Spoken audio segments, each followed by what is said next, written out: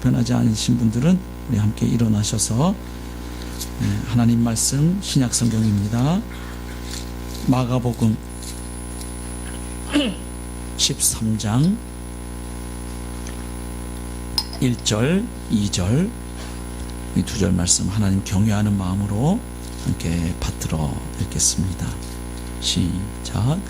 예수께서 성전에서 나가실 때에 제자 중 하나가 이르되 선생님이여 보소서, 이 돌들이 어떠하며 이 건물들이 어떠하니이까? 예수께서 이르시되 내가 이 큰 건물들을 보느냐? 돌 하나도 돌 위에 남지 않고 다 무너뜨려지리라 하시니라. 아멘. 자리에 앉으시기 바랍니다.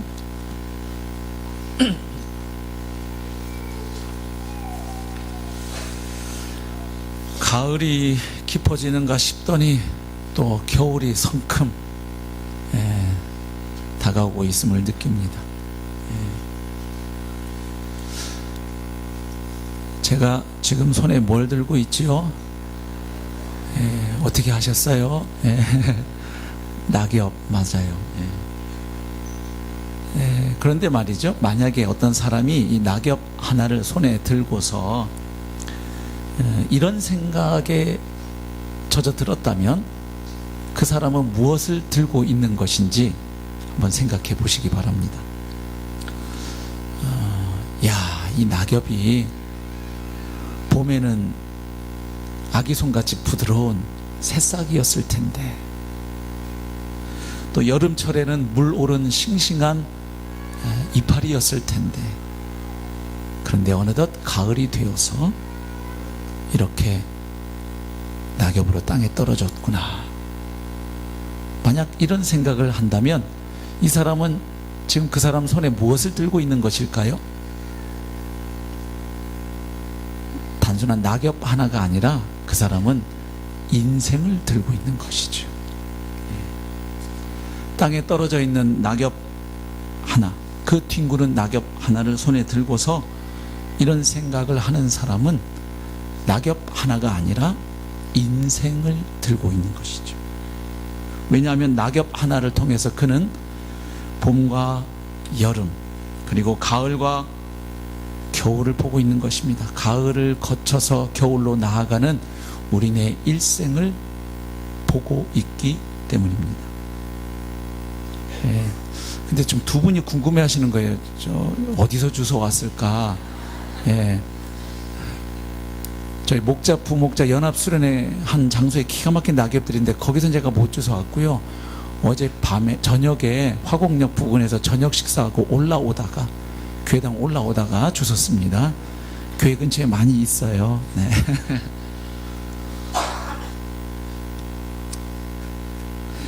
이 낙엽을 보면서 인생의 봄과 여름을 되돌아볼 수 있는 사람은 아마도 이렇게 자문할 것입니다. 이렇게 가을이 빨리 찾아올 줄 알았더라면 봄을 더 충실히 살았을 걸. 아니, 여름에 그렇게 욕심 부릴 필요가 없었을 것을. 봄과 여름에 필요했던 그 인생의 지혜와 통찰을 가을이 되어서야 깨닫고 또 후회하는 경우가 많은 것 같습니다. 즉, 인생의 봄과 여름을 살면서 가을을 내가 미리 내다보았더라면 나는 분명 다르게 살았을 텐데 하는 상념에 빠져드는 것이지요. 그래도 그나마 이 경우는 좋은 것입니다. 더 안타까운 것은 가을이 되어서도 이런 사실을 깨닫거나 인식하지 못한 채 휙 지나가 버리고 갑작스럽게 인생의 겨울을 맞이하는 경우도 있는 것이잖아요. 그래서 오늘 우리가 한 가지 발견하게 됩니다. 오늘 우리에게 주어진 현재의 삶을 잘 살아내기 위해서는 우리가 오늘만 보는 것이 아니라 오늘 그 너머를 바라보고 살 때 역설적으로 오늘을 잘 살아낼 수 있구나 하는 사실입니다. 그러니까 현실을 잘 사는 방법은 현실만 바라보는 게 아니라 현실 그 너머, 현재 그 너머를 바라보면서 오늘을 살아가게 될 때 우리 인생은 현재의 시간을, 오늘이라 하는 시간을 잘 살아낼 수 있다고 하는 사실입니다. 그래서 무엇을 보며 살아가느냐 하는 것이 매우 중요합니다. 그래서 오늘 본문에도 보면 동일한 장면을 보면서 서로 다른 것을 보는 이야기가 나옵니다. 같은 걸 보는데 서로 다른 걸 보고 있는 이야기입니다. 오늘 본문은 예수님께서 제자들과 함께 예루살렘 성전을 방문했다가 나오시면서 있었던 일을 기록하고 있습니다. 그때 제자들이 본 게 있습니다. 무엇을 보았나요? 예루살렘의 그 화려하고 그 웅장한 성전 건물을 보았습니다. 그걸 보면서 감탄하지 않을 수가 없었습니다. 그래서 제자들 중 한 사람이 참지 못하고 이야기를 하죠. 뭐라고 얘기합니까? 선생님이여 보소서, 이 돌들이 어떠하며 이 건물들이 어떠하니까. 우리말 성경에는 확연하게 드러나 있지 않지만 이 1절은 감탄문 형식으로 되어 있습니다. 그러니까 우리말 성경에는 마치 의문문 같은데 원문을 보면 감탄문 형식입니다. 그러니까 이런 식으로 말하고 있는 거예요. 예수님, 이 성전의 돌들과 이 성전의 건물이 얼마나 대단한지요.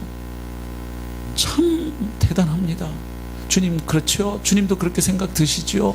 뭐 이런 마음을 담아서 지금 감탄하고 있는 말입니다. 그 성전의 웅장함과 화려함에 취해서 예수님께 감탄의 말을 한 것이죠. 여기서 지금 예수님과 제자들 눈앞에 보이는 성전은 소위 3차 성전이라고 하는 그 건물을 의미합니다. 잘 아시는 대로 첫 번째 성전은 솔로몬 성전입니다. 다윗 왕의 아들이었던 솔로몬 왕 시대에 건축된 성전이 첫 번째 성전, 예루살렘 성전이었습니다. 그런데 그 성전은 이스라엘이, 좀 더 정확하게는 남왕국 유다가 바벨론 제국에 패망해서 사람들이 바벨론의 포로로 끌려갈 때 이 성전도 불타 없어졌죠. 그리고 두 번째 성전은 소위 스룹바벨 성전이라고 합니다. 바벨론의 포로로 끌려갔던 이 유다 백성들이 이 페르시아 제국의 고레스 황제 칙령에 의해서 다시 본토로 돌아오게 되지요. 그때 다시 돌아와가지고 바벨론 포로에서 돌아와서 스룹바벨의 인도하에 성전을 재건하게 됩니다. 그것을 가리켜서 2차 성전이라고 하죠. 그런데 이 두 번째 성전은 아무래도 이 포로 귀환 후에 여러 가지 어려운 형편에서 건축을 해서 그런지 상당히 그 외형이 좀 초라했습니다. 그래서 그 솔로몬 성전의 영광을 기억하는 노인들은 울었죠. 이 성전을 보면 너무 볼품이 없으니까, 초라하고 그렇게 내세울 만하지 않으니까 막 우는 장면을 성경에서 볼 수 있어요. 자, 그러면 오늘 본문에 등장하는 성전은 그 성전이 아니고 그 성전을 개축한 이른바 헤롯 성전이라고 하는 성전입니다. 3차 성전인데요, 세월이 흘러서 헤롯 왕이 이스라엘을 지배할 때 개축한 성전입니다. 이 성전이 주전 19년에 개축 공사를 시작해서 주후 63년, 그러니까 약 80여 년에 걸쳐서 개축한 성전입니다. 헤롯 왕은 에돔 출신이에요. 그러니까 자기 혈통에 대한 열등감이 있습니다. 그러니까 이스라엘 출신이 아닌데 지금 이스라엘 백성들을 다스리게 되니까 스트레스가 있는 것이에요. 그리고 실제로 이스라엘 백성들이 헤롯 왕을 잘 받아들이지 않았습니다. 저항을 많이 했어요. 그래서 헤롯 왕은 자기 혈통에 대한 열등감도 있었던 터에 또 이 이스라엘 백성들, 유다 백성들의 마음을, 환심을 사기 위해서 성전을 개축했던 것입니다. 왜냐하면 이스라엘 백성들이 가장 관심 있어 하는 것이 무엇입니까? 성전이잖아요. 그러니까 이 성전을 멋지게 리모델링 공사를 해주면 이 이스라엘 백성들이 자기에게 마음을 주지 않을까 싶어서 아주 화려하게 개축 공사를 했던 것이죠. 그래서 기록을 보면 개축하고 9년 만에 준공식을 한 걸로 되어 있어요. 그러니까 상당히 초반에 어느 정도 틀은 다 나왔고, 그런데 그 이후에도 오랜 시간 동안 거의 뭐 80년 가까이 걸렸으니까요, 그 성전이 개축된 것을 알 수 있습니다. 요한복음 2장 20절 보면 예수님 당시에 이 성전이 46년째 공사 중이었다는 것을 보게 되죠.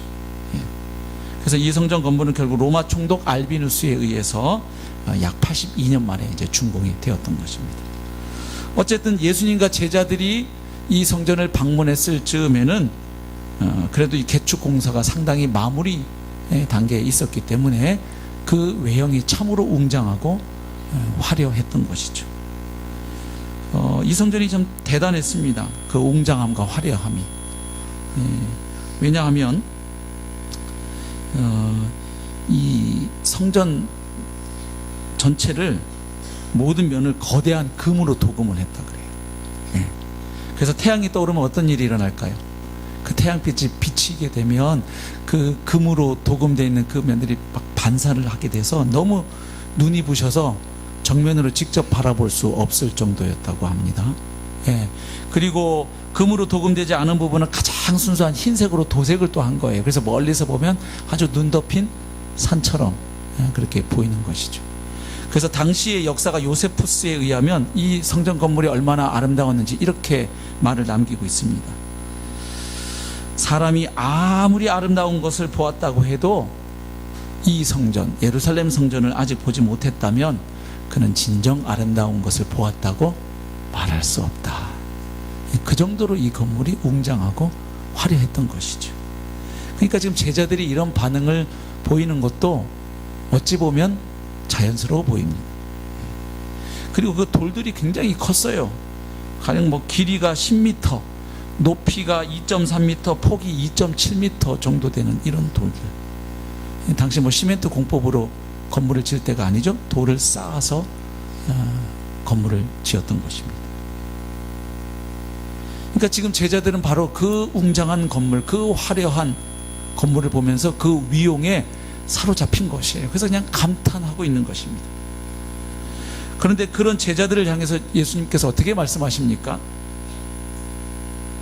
네가 이 큰 건물들을 보느냐? 너는 지금 이 웅장하고 화려한 건물을 보고 감탄하고 있니?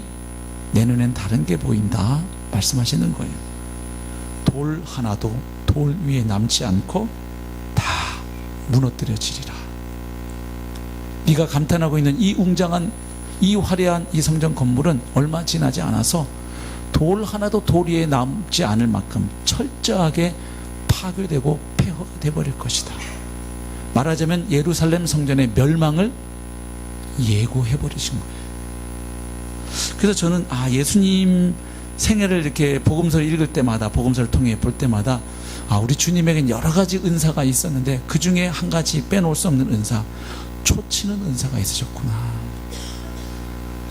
좀 이렇게 감탄하면 그래 정말 대단하지, 참 멋지다, 우리 여기서 인증샷 하나 찍고 갈까, 얼마나 분위기 따뜻하고 좋아요. 참 우리 인간의 눈으로만 보면 예수님은 사회생활 하기에 참 이렇게 어려움을 겪으시는 분위기 못 맞춰주시고 말이죠. 근데 주님이 어리석어서 그러신 게 아니잖아요. 주님이 우리 인생들에게 하늘의 진리를 꼭 알려주셔야 할 대목에 이르면 꼭 이렇게 좀 충격요법을 쓰시지요. 실제로 예수님의 이 예언은 성취되었죠. 얼마 가지 않아서 추후 70년에 로마의 티토 장군에 의해서 예루살렘 성이 함락되고 폐허가 될 때 바로 주님의 예언이 그대로 성취되었죠. 그런데 여러분, 예수님께서 예루살렘 성전의 멸망을 언급하신 것이 오늘 본문이 처음이 아닙니다. 이때가 처음은 아니었습니다. 마가복음 11장에 가보시면 예수님께서 나귀 새끼를 타고 군중들의 환호를 받으며 예루살렘에 입성하신 이후에 두 가지 사건을 통해서 이미 우회적으로 예루살렘과 예루살렘 성전의 멸망을 예고하신 바가 있습니다. 우리 마가복음 11장 12절부터 한번 보시겠습니다. 오늘 본문은 마가복음 13장이고요. 그 앞에 11장으로 가보시면 12절, 이튿날 그들이 베다니에서 나왔을 때 예수께서 시장하신지라 멀리서 잎사귀 있는 한 무화과 나무를 보시고 혹 그 나무에 무엇이 있을까 하여 가셨더니 가서 보신즉 잎사귀 외에 아무것도 없더라. 이는 무화과의 때가 아님이라. 예수께서 나무에게 말씀하여 이르시되 이제부터 영원토록 사람이 너에게서 열매를 따먹지 못하리라 하시니 제자들이 이를 듣더라. 지금 열매 없는 무화과 나무를 저주하신 사건이에요. 예수님 저주하신 대로 이 나무가 다음날 완전히 말라 있었죠. 하나님께서 기대하셨던 열매를 맺지 못하고 있는 이스라엘의 임할 심판을 예수님께서 미리 보여주신 것입니다. 왜냐하면 구약에서 이스라엘은 종종 포도나무나 무화과 나무로 비유되고 있기 때문입니다. 예레미야 24장 1절에서 10절이나 호세아서 9장 10절, 미가서 7장 1절 등의 말씀을 한번 참고해 보시기 바랍니다.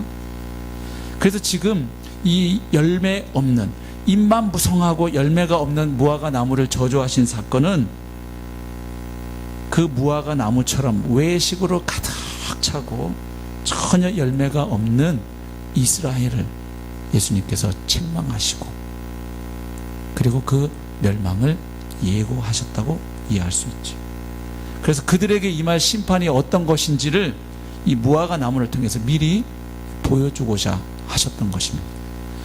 자, 그리고 마가복음 11장 15절 건너면 또 한 가지 사건이 있었습니다. 소위 예루살렘 성전 정화 사건이라고 표현하는 바로 그 일입니다. 15절 보시죠. 그들이 예루살렘에 들어가니라. 예수께서 성전에 들어가사 성전 안에서 매매하는 자들을 내쫓으시며 돈 바꾸는 자들의 상과 비둘기 파는 자들의 의자를 둘러 엎으시며, 예수님이 완전 무슨 난동을 지금 일으키신 거예요. 말하자면 아무나 물건을 가지고 성전 안으로 지나다님을 허락하지 아니하시고 이에 가르쳐 이르시되 기록된 바 내 집은 만민이 기도하는 집이라 칭함을 받으리라고 하지 아니하였느냐. 너희는 강도의 소굴을 만들었도다 하시매 대제사장들과 서기관들이 듣고 예수를 어떻게 죽일까 하고 꾀하니. 자, 예수님께서 무화과 나무를 저주하신 다음에는 예루살렘 성전을 정결케 하시는 일을 행하셨습니다. 그래서 이 성전 정화 사건은 당시의 이스라엘이 그리고 예루살렘 성전이 얼마나 하나님을 멀리 떠나서 타락해 있는지를 잘 보여주는 것입니다. 성전 건물은 웅대했습니다. 화려했습니다. 그리고 그 안에서 행하여지는 종교 의식들, 종교 행사들은 나름 보기에 그럴듯해 보였습니다. 하지만 실상 하나님께서 요구하시는 모습, 기대하시는 모습은 전혀 찾아볼 수 없었습니다. 그야말로 하나님 보시기에 강도의 소굴이었습니다. 그래서 예수님 그 성전을 강도의 소굴이라고 하실 뿐만 아니라 이곳은 이미 하나님 임재가 떠나버린 더 이상 성전이라고 말할 수 없는 건물임을 드러내신 것이죠. 그래서 우리 요한복음 2장에 가보면 예수님께서 이 성전 정화 사건을 왜 일으키셨는지 주님의 의도를 보게 됩니다. 아마도 요한복음 2장에 나오는 성전 정화 사건은 공생의 초기에 있었던 것으로 보이고, 오늘 보면 마가복음 13장에 나오는 것은 공생의 이제 말기에 있었던 것으로 보이긴 합니다만은, 그러나 이 성전 정화를 통해서 주님이 뭘 말씀하고 싶으셨는지 우리가 요한복음 2장을 통해서 알 수가 있어요. 2장에 보시면 예수님께서 막 성전을 막 정결케 하시죠. 막 한바탕 소동이 일어났습니다. 그때 유대인들이 예수님께 묻습니다. 당신이 도대체 무슨 권세로 이 일을 행하느냐. 지금 거룩한 이 성전에 와서 이렇게 소동을 피우고 있는데 당신이 이거 면허 받았냐, 뭔가 지금 허락 받고 아니면 어떤 권위를 가지고 이 일을 행하느냐 표적을 보이라고 요구합니다. 그때 예수님 말씀하시죠. 요한복음 2장 19절입니다. 예수께서 대답하여 이르시되 너희가 이 성전을 헐라. 내가 사흘 만에 일으키리라. 유대인들이 이르되 이 성전은 46년 동안의 지역권을, 그렇죠? 지금 헤롯 왕에 의해서 개축된 이 성전 지금 46년째 지어지고 있는 상황이에요. 그런데 네가 3일 동안에 일으키겠느냐 하더라.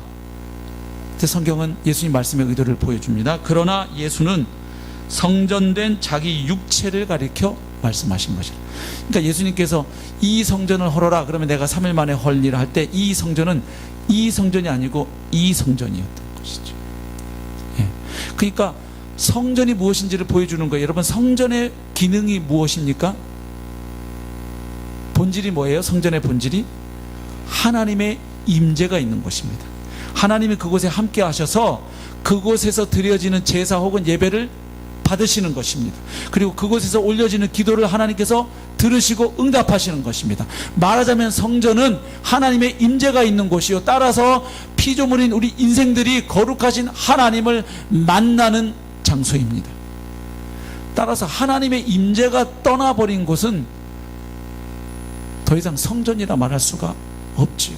그 예수님 보신 거예요. 그 화려한 건물이지만 이미 하나님의 임재가 떠난 지 오래된, 그래서 그곳에서 온갖 행사들이 행하여지고 있지만 그것이 하나님께 받아들여지고 있지 아니한, 하나님과 상관없이 벌어지고 있는 그저 인간들끼리의 행사임을 주님은 보고 계셨던 것이죠.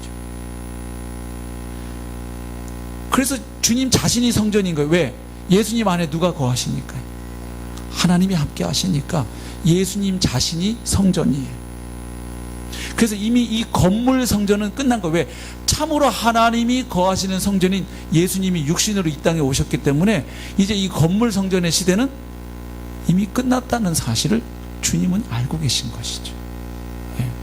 그리고 실제로 그들이 하나님 앞에서 행하고 있는 이 악 때문에 실제적으로 또 이 건물은 패망하여 무너질 수밖에 없다는 사실도 내다보고 계신 것이죠.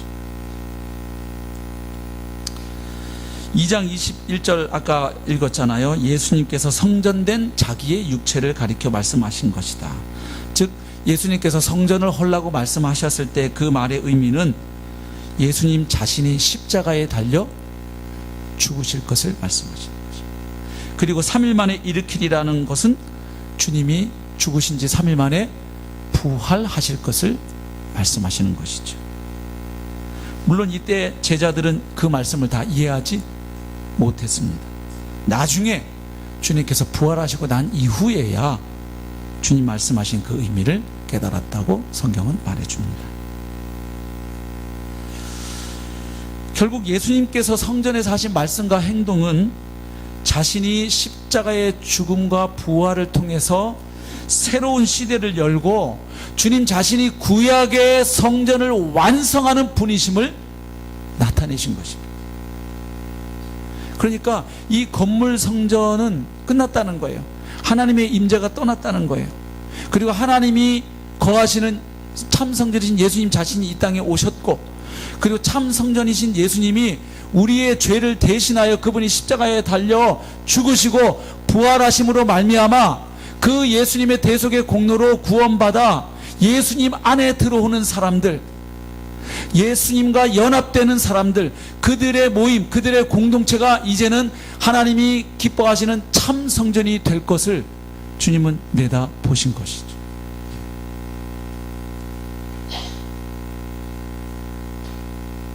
그래서 주님은 성전에서 이 소동을 벌이시는 행동이 얼마나 위험한 것인지 잘 알고 계셨음에도 불구하고 하신 거예요.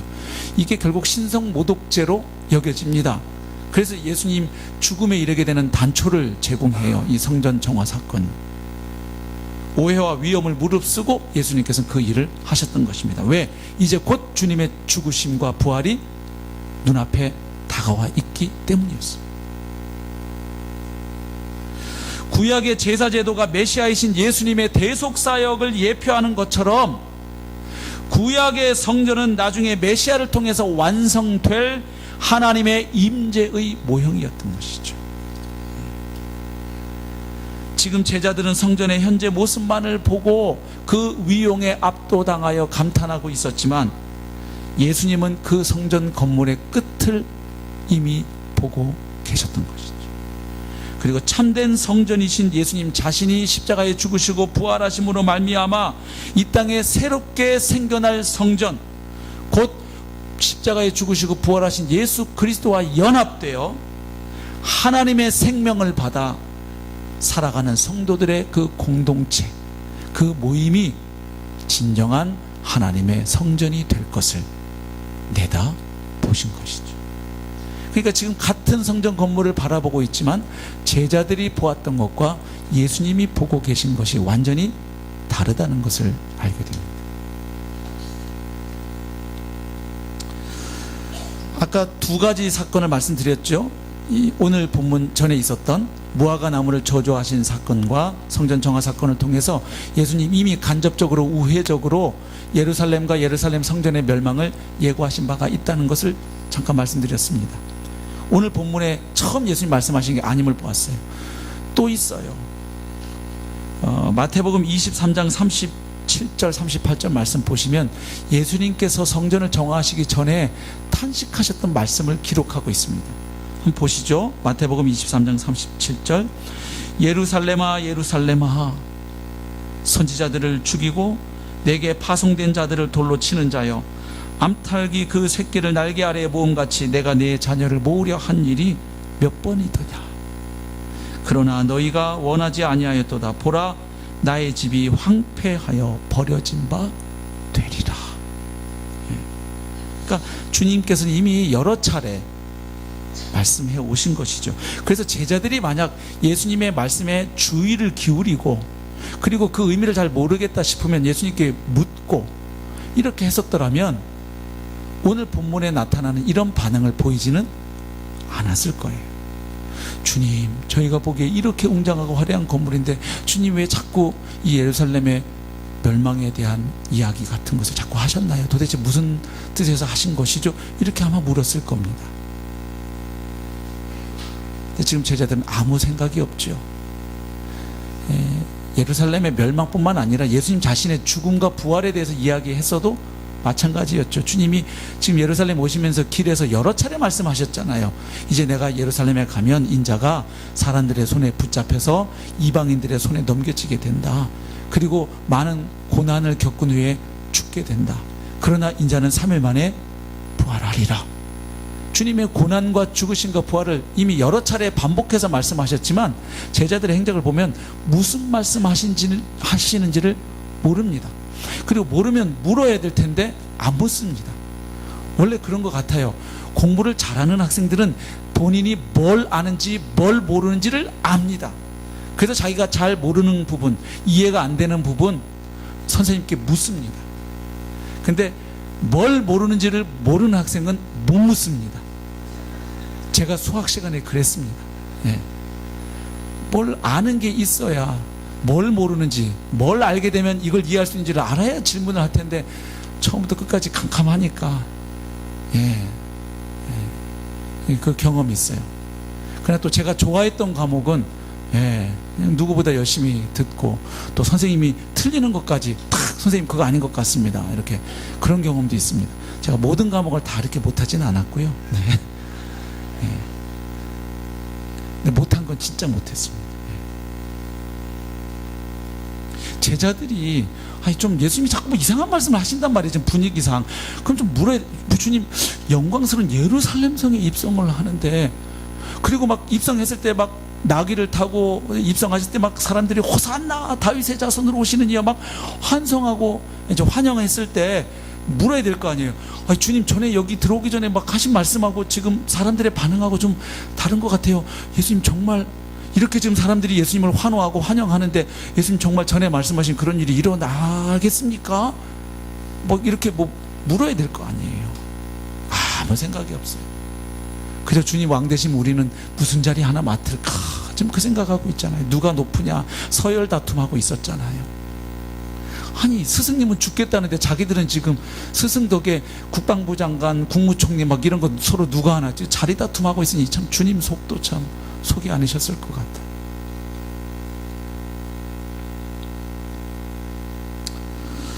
오늘 우리는 예수님의 모습을 통해서 성도에게 필요한 종말론적 삶의 자세가 무엇인지를 정확하게 배울 수 있습니다. 여러분, 종말론적 삶의 자세, 그러니까 말이 되게 어려워 보이는데 그 내용인즉슨 이런 겁니다. 우선 종말론적 삶의 자세는 이런 겁니다. 우선 첫째로 다가오고 있는 미래를 내다보면서 살아가는 것입니다. 그러니까 하나님께서 이미 말씀하셨고 약속하신, 그래서 반드시 이루어지고 성취될 미래가 있습니다. 성경에 기록되어 있습니다. 우리는 하나님이 그 약속을 반드시 지키실 것을 믿습니다. 왜냐하면 이미 하나님께서는 구약 성경에 오래도록 약속하신 대로 메시아를 이 땅에 보내셨고 그분이 성경대로 죽으시고 부활하셨기 때문입니다. 그리고 부활하신 예수님이 약속하신 대로 보혜사 성령을 보내셔서 오늘도 우리 가운데, 이 역사 가운데 운행하고 역사하고 계시기 때문에 우리는 아직 남아있는 일들도 반드시 하나님 말씀하신 대로 성경에 기록된 그대로 이루어지고 성취될 것을 믿습니다. 그래서 이것을 믿는 성도는 이제 다가오고 있는 그 미래를 내다보면서, 아직 미래의 일이지만 그것을 보면서 오늘을 살아가는 것입니다. 그뿐만 아니라 종말론적 삶의 자세는 이런 것입니다. 이미 내가 살아가고 있는 이 현재 속에 이미 와 있는, 현재 안에 침투해 들어와 있는 미래를 인식하면서, 그리고 그 미래를 붙들고 살아가는 것입니다. 왜냐하면 성경이 그렇게 말하기 때문입니다. 성경은 장차 완성될 하나님 나라의 미래를 보여줄 뿐만 아니라 그렇게 완성될 하나님의 나라가 예수 그리스도의 죽으심과 부활로 말미암아 우리가 살아가는 이 세상 속에, 이 현재 속에 이미 또 들어와 있음을 말해주기 때문입니다. 여러분, 예수님 부활의 의미가 많은 거 아시죠? 십자가에 달려 죽으신 예수가 참으로 하나님의 아들이시요 그리스도 메시아였음을 말해주죠. 또 뭘 말해줍니까? 예수님이 십자가에 달려 죽으신 죽으심이 정말로 우리 죄를 위한 대속의 죽음이요 우리를 하나님의 언약 백성 만들기 위한 새 언약의 제사였음을 부활이 증명하지요. 예, 그뿐만이 아니죠. 주님의 부활은 첫 열매가 돼서 우리도 주님의 부활에 참여할 것을 보장해 주는 역할을 하지요. 그게 다가 아니에요. 여러분, 예수님이 부활하셨다는 것은 종말에 완성될 메시아의 나라, 하나님의 나라가 이미 우리가 사는 이 세상 속에 뚫고 들어와 있다. 즉 새로운 종말의 시대가 이미 시작되었음을 말해줍니다. 여러분, 주님 다시 오셔서 완성될 그 나라의 특징 가운데 가장 큰 것 하나는 사망이 없다는 것입니다. 그래서 맨 나중에 멸망받을 원수는 사망이라고 고린도전서 15장에 나와 있습니다. 그래서 그 나라는 사망이 없습니다. 그래서 그 나라에는 애통하는 것이나 곡하는 것이나 눈물이 없는 나라입니다. 맞습니까? 사망이 정복되어 사망이 사망되어 버린 나라가 완성되는 하나님의 나라입니다. 아멘. 그런데 그때 사망이 정복되는데 이미 2000년 전에 이 사망은 이미 한번 무릎을 꿇었습니다. 누구 앞에요? 예수 그리스도 앞에. 그래서 장차 사망이 정복될 그 나라를 미리 보여줘요. 즉 예수님이 우리가 사는 이 세상 속에 오셔서 부활하셨다는 것은 이 세상 속에 이미 하나님의 완성될 그 나라가 이미 들어와서 지금 진행되고 있음을 보여줘요. 새로운 시대가 시작이 된 거예요. 사망이 정복된 시대가 이 세상 가운데 지금 진행되고 있다 이 말이에요. 아멘. 그래서 예수님 말씀 보면 하나님의 나라가 이미 너희 가운데 임하여 있다고도 말씀하시고 그 나라가 임하도록 기도하라고도 요구하시는 것이죠. 그래서 종말론적 삶의 자세는 두 방향이 있습니다. 하나는 앞으로 다가올 미래를 내다보면서 오늘을 살아가는 것. 또 한 가지는 이미 현재 속에 와 있는 미래를 확인하면서 누리면서 살아가는 것이죠. 그렇습니다. 우리 앞에 기다리고 있는 미래가 있습니다. 예수님의 재림의 날입니다. 주님 가까이 와 계시잖아요. 주님 오시게 되면 최후의 심판이 있습니다. 여러분, 그 심판 때는 불신자들이 지옥에 떨어지는 심판만 있다고 생각하지 마십시오. 우리가 살았던 삶의 내용에 대해서 하나님 앞에서 계산할 순간이 오고 있는 것이에요. 이걸 의식하는 사람과 의식하지 않고 살아간 사람이 어떻게 같은 모습으로 살아가겠어요? 이제 얼마 후면 내 인생 전부에 대해서 하나님 앞에서 계산하고 심판받을 때가 온다. 이걸 알고 오늘을 살아가는 자와 아무 생각 없이 이 땅에서 천년 만년 살 것처럼 살아가는 사람과 어떻게 오늘을 살아가는 모습이 같을 수 있겠느냐, 이 말씀입니다. 이 세상에 회복이 다가오고 있는 거예요. 새하늘과 새 땅으로 표현되는 그 거룩한 하나님의 나라, 더 이상 죄가 없고 사망이 없는 완전한 하나님의 안식과 샬롬이 있는 그 나라, 그 나라가 회복될 순간이 다가오고 있죠. 또한 우리 삶의 현재 속에 이미 들어와 있는 미래가 있죠. 하나님 나라의 현존이죠. 그것을 보여주는 징표가 뭐냐면 성령님의 내주와 현존이에요. 여러분, 성령님은 누가 보내셨지요? 부활 승천하신 예수님이 보내신 그리스도의 영이십니다. 아멘? 예. 그 말은 뭘 의미하느냐? 십자가에 죽으시고 부활하신 예수님이 하나님 보좌 우편에 왕으로 등극하셔서 우리 눈에는 안 보일지 몰라도, 사람들의 눈에 보이지 않을지 몰라도 부활하신 예수님이 왕으로서 온 열방을 다스리고 통치하신다는 이야기입니다. 그리고 지금 주님의 발 앞에 원수들이 굴복되어져 가고 있는 것입니다. 예. 그래서 맨 마지막에 굴복될 대상이 사망인 것이죠. 그런데 그 사망이 그렇게 정복될 것을 주님 자신의 부활로 이미 확증해 주셨죠. 할렐루야.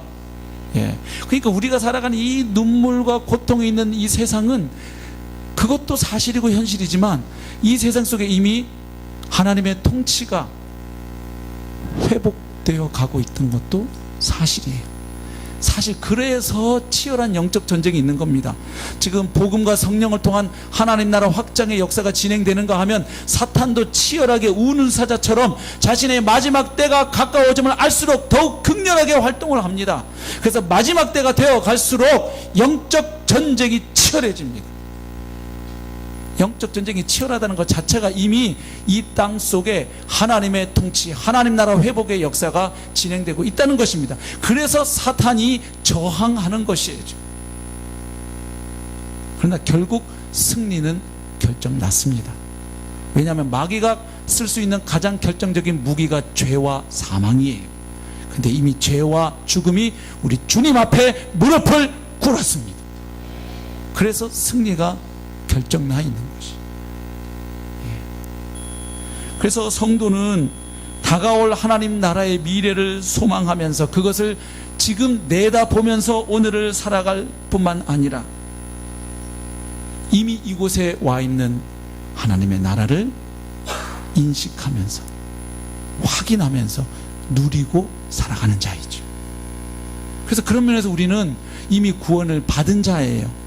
그러나 구원의 첫 열매를 받은 자로서 이 구원이 완성될 그날을 소망하며 우리는 오늘도 믿음에서 믿음으로 구원을 이루어 가는 중이에요. 아멘. 예.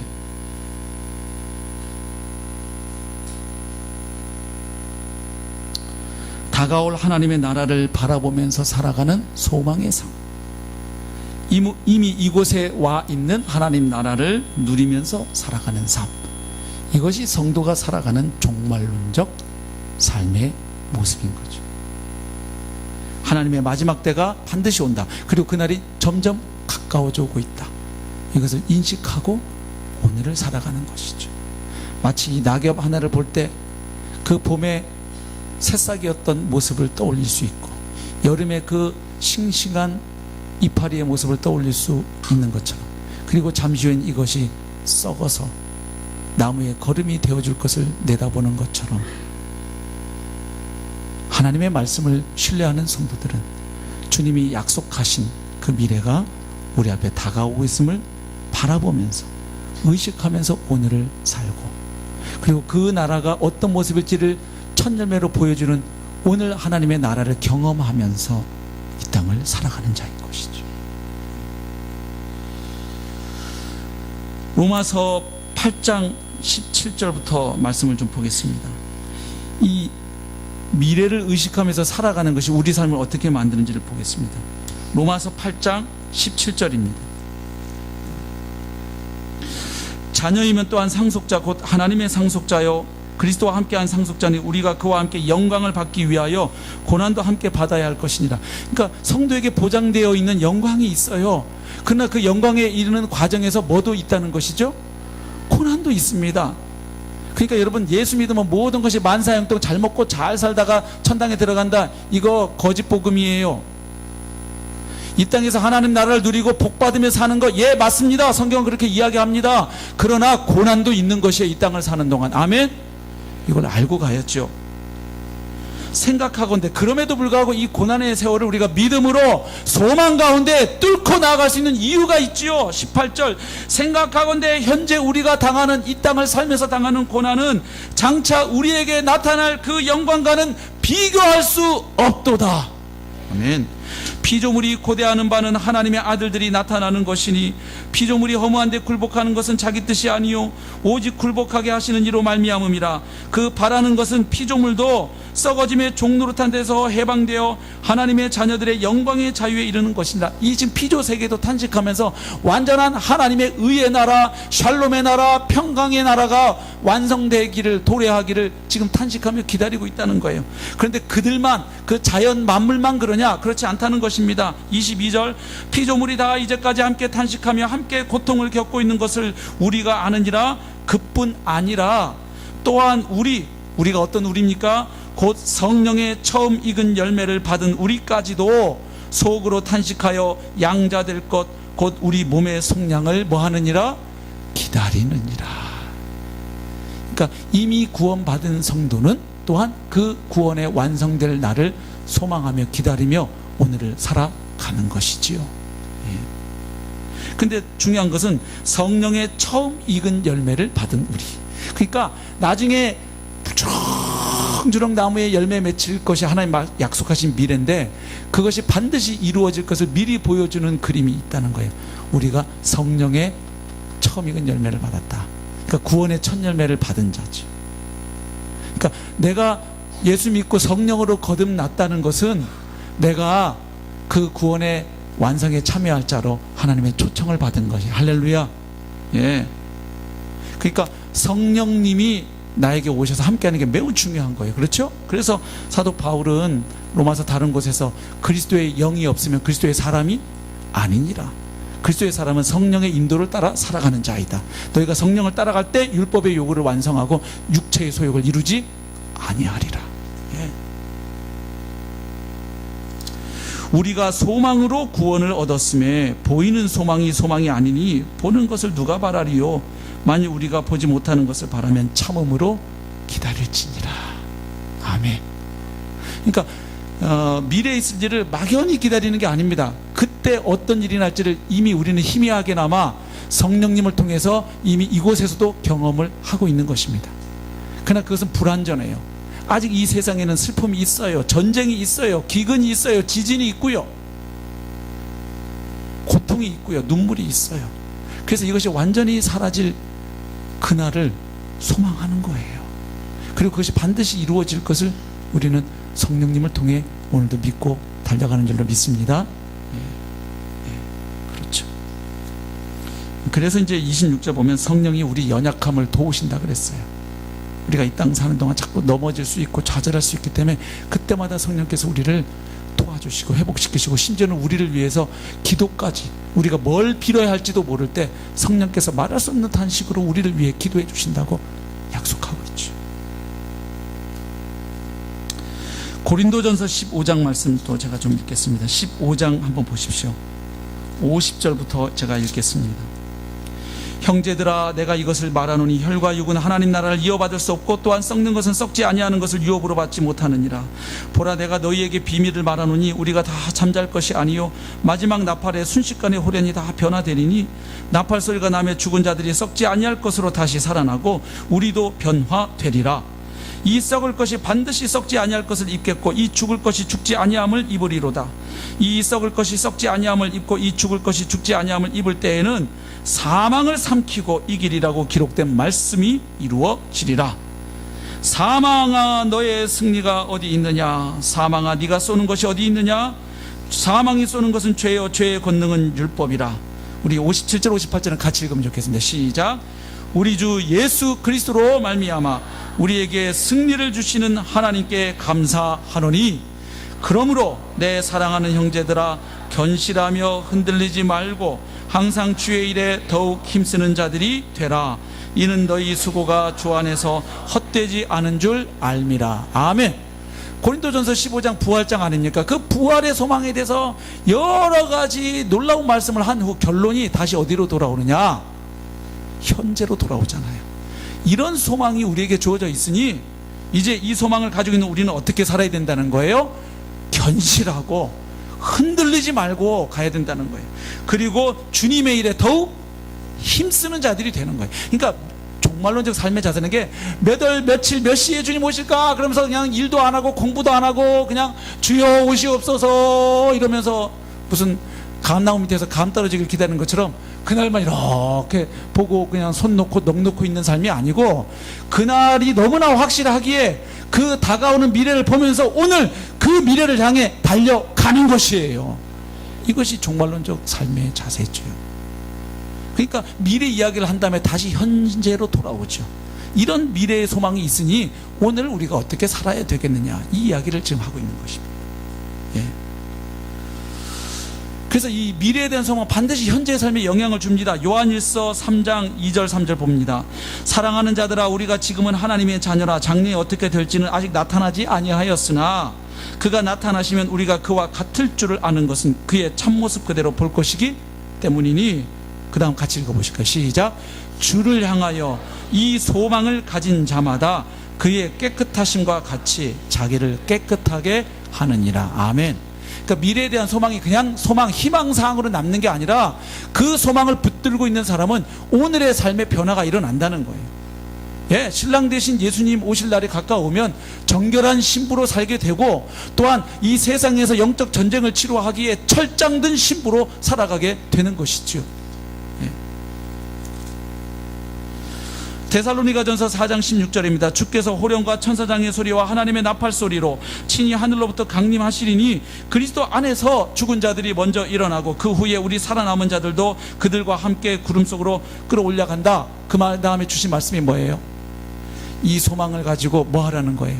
서로 위로하라. 그러니까 그냥 미래에 어떤 일이 있어, 이게 아니고 그것이 오늘 우리의 삶을 정결하게 하고 헌신하게 하고 서로 위로하게 하고 섬기게 하고 오늘의 삶에 영향을 주는 것이라는 거예요. 그냥 단지 몇 년 몇 월 며칠 몇 시 그 일이 있을 거야, 이걸 믿고 사는 게 아니에요. 그 믿음이 오늘을 살아가는 우리의 삶을 바꿔놓는다는 사실입니다. 이렇게 다가오는 미래가 있을 뿐만 아니라 그 미래가 오늘 우리 가운데 경험되죠. 에베소서 1장 13절 보시면 그 안에서 너희도 진리의 말씀 곧 너희의 구원의 복음을 듣고 그 안에서 또한 믿어 약속의 성령으로 뭘 받았으니 인치심을 받았다. 성령을 받았다는 건 도장을 받았다는 거예요. 인치심을. 이는 우리 기업의 보증이 되사. 그러니까 성령으로 인쳤다, 도장 찍었다는 말씀 뭐예요? 장차 하나님이 우리에게 주실 그 영광스러운 기업을 상속할 것에 대한 뭐다? 보증이다, 이 말이에요. 할렐루야. 그러니 내가 복음 듣고 회개하고 예수 그리스도를 주로 믿어 성령으로 거듭났다는 게 얼마나 놀라운 복인지 몰라요. 이 땅에서 하나님의 통치를 경험하며 살아가는 은혜일 뿐만 아니라 장차 완성되는 하나님 나라에 들어가서 영원토록 하나님과 함께하고 왕노릇할 것이고 우리에게 주기로 예정하신 그 놀라운 영광스러운 유업을 상속할 자임을 말해주는 것이에요. 할렐루야. 그러니까 이게 생생해지려면 사실 또 오늘 누구의 인도를 따라 살아가야 하겠어요? 성령님의 인도를 받으며 가야죠. 성령 충만의 자리로 나아가야죠.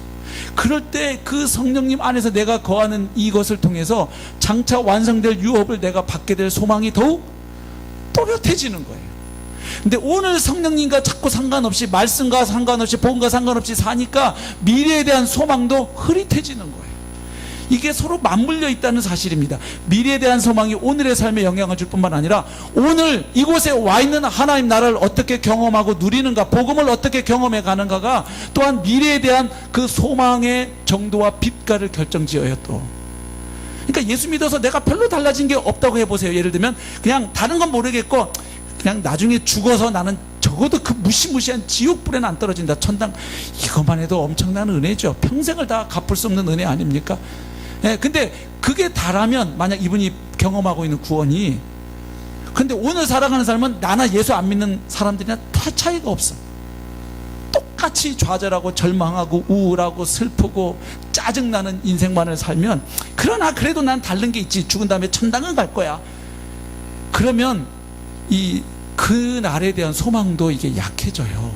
근데 이렇게 고통이 있고 슬픔이 있고 나에게도 고난이 있어요, 아픔이 있어요, 상실이 있고 나의 연약함도 있고 허물도 있고, 그러나 그럼에도 불구하고 나를 또다시 일으키시고 주님의 형상으로 나를 빚어가시는 성령님의 역사를 내가 오늘 경험하고 누리면, 이것이 장차 완성될 유업에 들어갈 보증이 된다는 사실을 깨달으면, 지금 이렇게 어려운 세상에서도 그때그때 주시는 하늘의 은혜가 이렇게 놀랍고 대단하다면, 이제 사망이 완전히 정복되어 고통이나 애통이 없는, 슬픔이 없는 그 영원한 하나님의 나라에서 내가 하나님과 함께 누릴 그 복락은 도대체 얼마나 클까, 이게 이제 믿어지고 감이 오는 거예요. 그래서 이게 맞물려 있다는 사실이에요.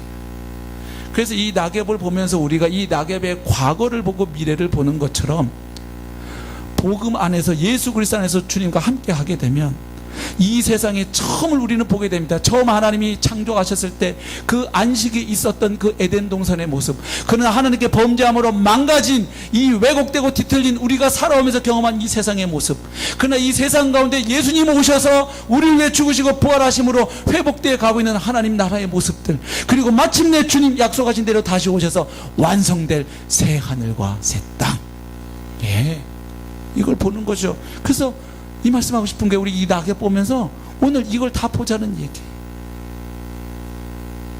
그러면서 우리가 살아가야 할 오늘의 삶의 모습을 다시 한번 결정하고 결단하면 좋겠습니다. 부디 바라기는 저와 여러분 모두가 다가오고 있는 미래를 확실하게 믿음으로 소망하면서 오늘 살아가고 그 나라를 향해 달려가기를 축복합니다. 동시에 이곳에 이미 와 있는 하나님의 나라를 눈을 열어 보고 성령님의 인도와 현존함을 누리면서, 복음을 누리면서 하나님 나라를 경험하면서 살아가시게 되시기를 주님의 이름으로 축복합니다. 함께 찬양하겠습니다.